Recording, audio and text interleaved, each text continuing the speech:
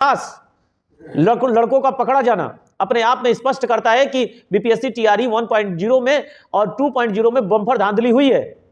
एक सेंटर के सभी लड़कों का मेरिट लिस्ट में आ जाना अपने आप में ही एक संदेह का कारण बनता है, जिसको कि जवाब देते देते 27 तारीख को अतुल प्रसाद सर का हालत खराब हो जाएगा। किस आधार पर विज्ञापन में दिए गए नियम से छेड़छाड़ किया गया? आपने कहा था कि आखिरी फैसला कोर्ट का होगा, तो बिना कोर्ट के परमिशन के आपने विज्ञापन में छेड़छाड़ किस आधार पर किया? क्या आपको पटना हाईकोर्ट ने छेड़छाड़ करने का आदेश दिया था? जो स्टेट वाले हैं जिन्होंने अभी फॉर्म भर रखा है, उनको भी इस भर्ती प्रक्रिया में मौका दिया जाएगा, यानी अपीयरेंस वालों को भी इसमें मौका मिलेगा, लेकिन स्टेट वालों को तो नहीं मिला। अधिक उम्र वालों के लिए भी इनकी बात हुई थी, अधिक उम्र वालों को तो नहीं मिला। ये देखिए, ये सारी चीजें होती है ना, अपना चैनल चलाने का तरीका, आपकी लड़ाई कम लड़ना, आपकी आवाज को कम उठाना और सरकार में प्रवेश करके एक नेता बन जाना, इनकी एक सोच रहती है, एक सपना रहता है। और आपके ऊपर ध्यान नहीं दे रहे हैं लोग, ये ध्यान दे रहे हैं कि आपकी आवाज को कैसे दबाया जाए। छात्रों की आवाज दबाने के लिए वहां बैठकें होती हैं। छात्रों की 27 तारीख को पटना हाईकोर्ट में सुनवाई है। अब बीपीएससी के अध्यक्ष, पूर्व अध्यक्ष ना कहें आप, उनको पूर्व अध्यक्ष कहें, कि अतुल प्रसाद सर को उपस्थिति दर्ज करानी है और अपना पक्ष रखना है कि आखिर उन्होंने भाषा आर्ता को शून्य क्यों किया, उर्दू और बांग्ला के जगह हिंदी का पेपर क्यों लिया। अब 27 तारीख के सुनवाई के बाद हाईकोर्ट क्या फैसला करता है, इस पे सबकी नजर बनी रहेगी। इसके साथ साथ जो सप्लीमेंट्री रिजल्ट की लड़ाई थी वो हमारी जारी है, और जब तक सप्लीमेंट्री रिजल्ट नहीं जारी हो जाएगा मैं तो अपने पक्ष से लड़ता रहूंगा। लेकिन कुछ टीचर तो यहां तक कहे कि भाजपा के उप मुख्यमंत्री साहब से मिलने गए थे, और जो स्टेट वाले हैं जिन्होंने अभी फॉर्म भर रखा है, उनको भी इस भर्ती प्रक्रिया में मौका दिया जाएगा, यानी अपीयरेंस वालों को भी इसमें मौका मिलेगा, लेकिन स्टेट वालों को तो नहीं मिला। अधिक उम्र वालों के लिए भी इनकी बात हुई थी, अधिक उम्र वालों को तो नहीं मिला। ये देखिए, ये सारी चीजें होती है ना, अपना चैनल चलाने का तरीका, आपकी लड़ाई कम लड़ना, आपकी आवाज को कम उठाना और सरकार में प्रवेश करके एक नेता बन जाना, इनकी एक सोच रहती है, एक सपना रहता है। और आपके ऊपर ध्यान नहीं दे रहे हैं लोग, ये ध्यान दे रहे हैं कि आपकी आवाज को कैसे दबाया जाए। छात्रों की आवाज दबाने के लिए वहां बैठकें होती हैं, छात्रों की आवाज को बुलंद करने के लिए बैठकें नहीं की जाती हैं। लेकिन 27 तारीख को पटना हाईकोर्ट में के पाठक सर भी उपस्थित होंगे, या तो उनका वकील वहां उपस्थिति अपना दर्ज जरूर कराएंगे। इसके अलावा अतुल प्रसाद सर जो बीपीएससी का पेपर लिए हैं, तो बीपीएससी का पेपर लिया गया तो बीपीएससी से क्वेश्चन है, और बीपीएससी के अतुल प्रसाद सर को वहां उपस्थित होना पड़ेगा और अपने बातों को स्पष्ट करना पड़ेगा कि आखिर भर्ती प्रक्रिया को उन्होंने हिंदी वरीयता को, यानी भाषा आर्ता को शून्य क्यों किया, उर्दू और बांग्ला जैसे पेपरों के स्थान पे हिंदी का पेपर क्यों कराया। अगर वो तैयारी उनकी पूर्ण नहीं थी तो पेपर क्यों लिए। यदि पेपर विलंब से ही कराना था और गाड़ियां लेट चल रही थी, तो उस पेपर को, उस दिन के पेपर को रद्द करके नेक्स्ट डेट क्यों नहीं दिया गया? क्योंकि उस दिन पेपर देने वाले बहुत सारे छात्र विलंब, ट्रेनें चलने के कारण उनका छूट गया था। तो क्यों 2 घंटा ही विलंब क्यों, ये भी क्वेश्चन उठेगा। 2 घंटा विलंब के कारण रात में अंधेरा हो गया था, कई स्कूलों पर बिजली की व्यवस्था उचित नहीं थी, रोशनी अच्छी नहीं थी, जिसके कारण कई लड़कों का पेपर छूट गया। इसके अलावा भाषा आर्ता में 9 नंबर लाने के लिए 30 क्वेश्चन अटेम्प्ट करने में कम से कम लड़कों का आधा घंटा का समय बर्बाद हो गया। तो क्या उसके बावजूद इस भर्ती प्रक्रिया को लागू रखना सही है? क्या इस भर्ती प्रक्रिया को रद्द कर नहीं देना चाहिए? उत्तर प्रदेश पुलिस में भर्ती प्रक्रिया रद्द हो गई। मुख्यमंत्री साहब ने सख्त आदेश दिए हैं कि जो शिक्षा माफिया हैं, जिन्होंने नकल कराया है, जिन्होंने पेपर आउट किया है, उनकी जल्द से जल्द एसटीएफ द्वारा धरपकड़ किया जाए और उनकी गिरफ्तारियां होकर उनके ऊपर कानूनी कार्रवाई किया जाए। लेकिन बिहार में लगातार शिक्षक पकड़े जा रहे हैं, लगातार वो शिक्षक जिन्होंने अपने स्थान पे किसी अन्य व्यक्ति को बैठा के या किसी ना किसी माध्यम से नकल मार के अपना स्थान पक्का कर लिया। उनको डेली पकड़ाई हो रही है। एक दिन में एक स्थान पे 49 लड़कों का पकड़ा जाना अपने आप में स्पष्ट करता है कि बीपीएससी टीआरई 1.0 में और 2.0 में बम्पर धांधली हुई है।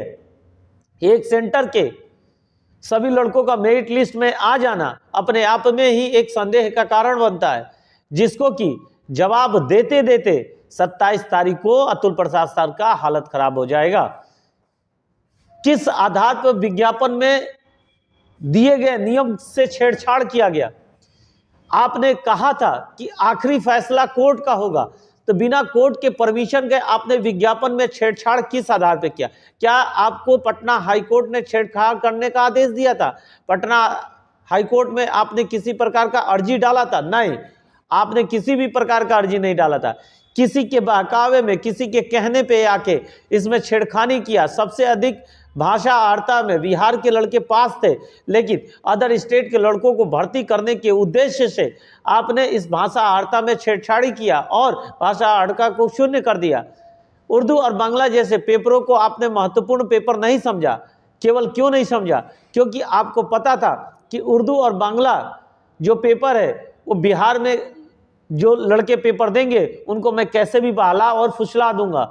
लेकिन आप ये समझने में भूल कर दिए कि वो छोटे बच्चे नहीं है, एक ऐसे शिक्षक हैं जिन्होंने शिक्षक की ट्रेनिंग पूर्ण किया है, अनेकों पेपर पास किया है, सीटेट एस्टेट जैसे कंपटीशन पास करके इसमें आवेदन किए हैं। ऐसे लड़कों के जीवन के साथ खिलवाड़ करना आपके लिए 27 तारीख को हाईकोर्ट बताएगा कि कितना भारी पड़ सकता है। उसके बाद पूछे जाने पे कि भाषा आर्ता को शून्य क्यों कर दिए, तो आपने बेतुका जवाब देते हुए कहा कि पेपर बहुत हार्ड था। तो पेपर हार्ड था तो आपने पहले से पेपर जांचा क्यों नहीं? पहले से पेपर में क्या प्रसंग रखना है, क्या क्वेश्चन पूछने हैं, उसके बारे में आपने जानकारी पूर्ण रूप से पहले क्यों नहीं लिया? पेपर हार्ड हो या सरल हो, पेपर आ गया तो आ गया, या तो आपको पेपर रद्द कर देना चाहिए अगर आपको हार्ड लगता था तो। आज भी मैं कह रहा हूं, आइए और पेपर को रद्द करिए, पुनः पेपर लीजिए, सही शिक्षकों को मौका दीजिए।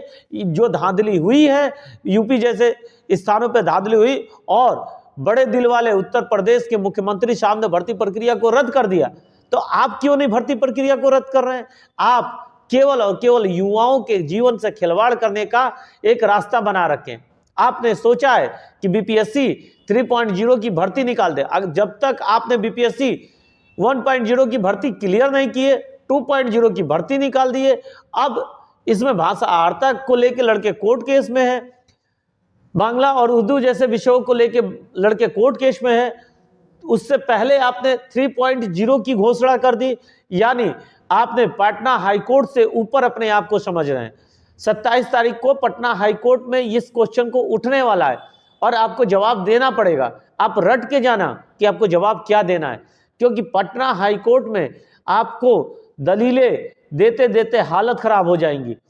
बहुत सारे ऐसे क्वेश्चंस उठेंगे जो आप ही के द्वारा मीडिया में आके रखे गए कि भाषा आर्ता को शून्य क्यों कर दिया गया, क्योंकि बहुत कम लड़के पास थे।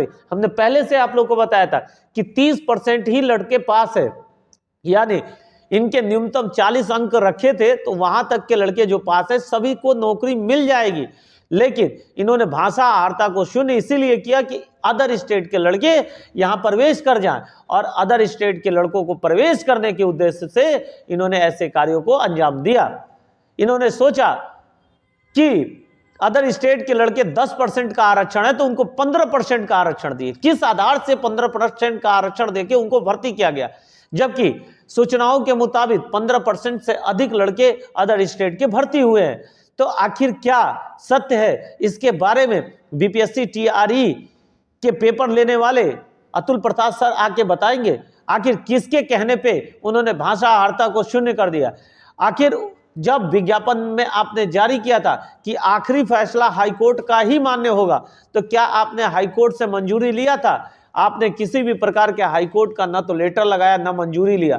आपने केवल बिहार के युवाओं को धोखा दिया। आपने सोचा कि बिहार के युवा तो आवाज उठाएंगे नहीं, बिहार के युवा तो कोर्ट जाएंगे नहीं, और कोर्ट भी जाएंगे तो वहां पे भर्ती पर रोक तो लगेगी नहीं, और हम इसका फायदा उठाते हुए इस भर्ती को क्लियर करा देंगे और वोट का जरिया और रास्ता को साफ कर देंगे। लेकिन आप ये भूल गए कि बिहार के लड़के और युवा जग चुके हैं और वो कोर्ट तो जाएंगे, एक दूसरे से जुड़े हुए हैं, एक दूसरे से वीडियो शेयर कर करके क्या क्या आपकी कमियां हैं एक दूसरे को दिखा रहे हैं, ताकि जो कोर्ट तक पहुंचे अगर कोई एक क्वेश्चन भूल जाए तो दूसरा याद रख सके कि कोर्ट में आपके सामने क्या क्वेश्चंस रखने हैं।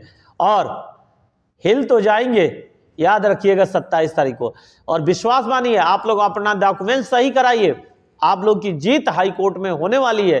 भले 2 से 3 सुनवाई ही क्यों ना लगे, लेकिन जीत तो होगी, वो भी तय है आपका। तो अधिक से अधिक वीडियो शेयर करिए, लाइक करिए, कि ताकि बीपीएससी टीआरई 3.0 में किसी को ये धांधली न कर सके और किसी का जीवन बर्बाद न हो सके। जय हिंद, जय भारत।